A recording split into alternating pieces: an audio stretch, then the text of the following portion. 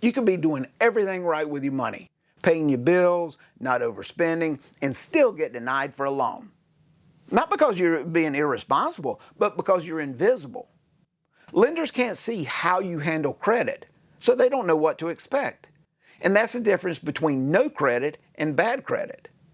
Bad credit says, well, you got problems paying money back. No credit says, well, we don't have enough information. And when lenders don't have enough information, they treat that as risk.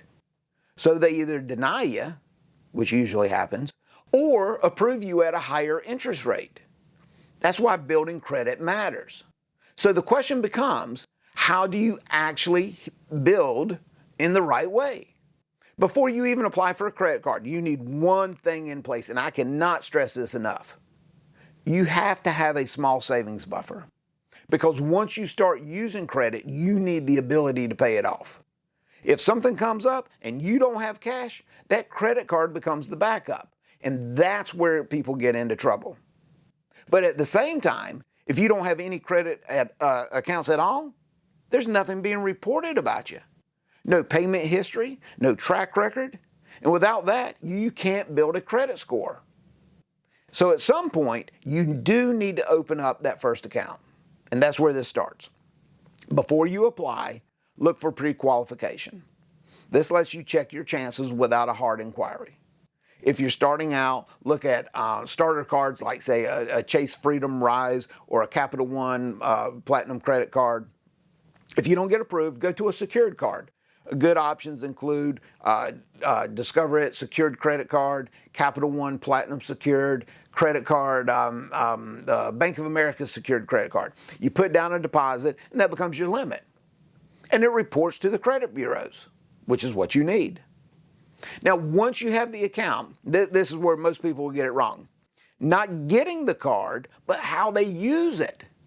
Remember, that credit card is a tool used correctly because it lowers your cost of money and improves your cash flow. But used incorrectly, it does the opposite. First rule, use the card, don't let it sit. 1 or 2 small charges each month is enough. But here's the rule that matters. If the money is not in your account, don't put it on the card. This is not extra money. It's a different way to pay. Second rule, never miss a payment. Set auto pay for at least the minimum and then pay that full balance every time.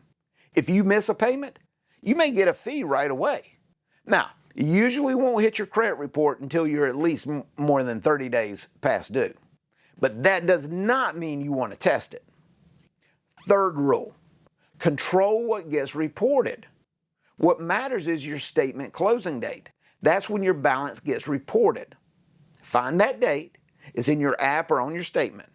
Before that date, check your balance. If it's high, pay it down. It's completely fine if your credit report has a 0 balance. What matters is consistent activity over time. Use it, pay it off, repeat. Fourth rule, understand inquiries. Soft inquiries, like checking your own credit or most pre-qualifications, don't affect your score. Hard inquiries happen when you actually apply. Now, listen closely here because a lot of people get this absolutely wrong. If you're shopping for a car or a mortgage, you get a window, kind of like a window of opportunity. Multiple inquiries in that window are treated as one. So don't let a car salesman tell you, hey, you know, if the dealer down the street pulls your credit, it's going to drop your score. That's not true. Depending on the scoring model used, you have between 14 and 45 days that you could have multiple inquiries and they would not count against you. As long as you're shopping within that same category, like vehicles or mortgage shopping. You have your credit pulled for a vehicle and then you want to go reduce your mortgage payment. Okay, now you're shopping for 2 totally different things. So don't be afraid to shop, just do it in a short time frame.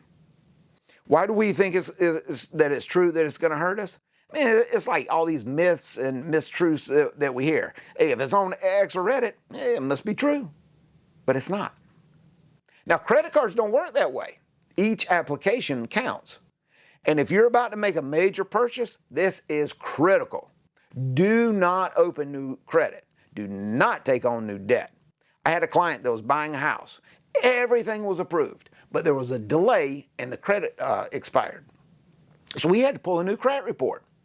And wouldn't you know it, they financed a furniture loan.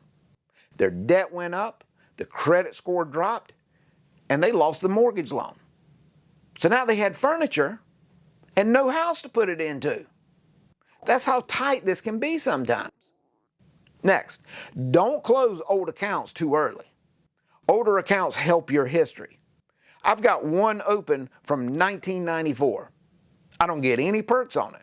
Man, back then all you got was a free towel when you opened up an account. But I have my Netflix bill go to it each month. And it shows activity to the lender. And man, I look golden. They see every month I use it and it gets paid. So keep them open. Now, let's talk about building depth. One account gets you started. Over time, you can add another. You can also add a credit builder loan. You can look at options like a self-credit builder account or Credit Strong install loan. They don't give you money up front. You've got to make payments. They get reported, and at the end, you receive the money. So you're building credit while building a small savings. Now, as your credit improves, you'll have more options. Don't pick a card because someone else has it. Pick based on how you spend. Match the card to your lifestyle. Now, let's clear up a few things. You do not need to carry a balance. Checking your own credit does not hurt your score. And one mistake will not ruin you, but patterns will. So here's the plan. Get one account, use it. Pay it on time, keep it under control. Pay it off in full, check your report. Repeat. That's how you build credit. And the reason this matters is simple. Better credit means lower cost of money. Lower cost means better cash flow.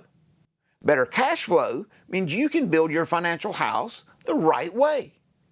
If you want to build your credit the right way and protect your cash flow, subscribe. We'll see you in the next video.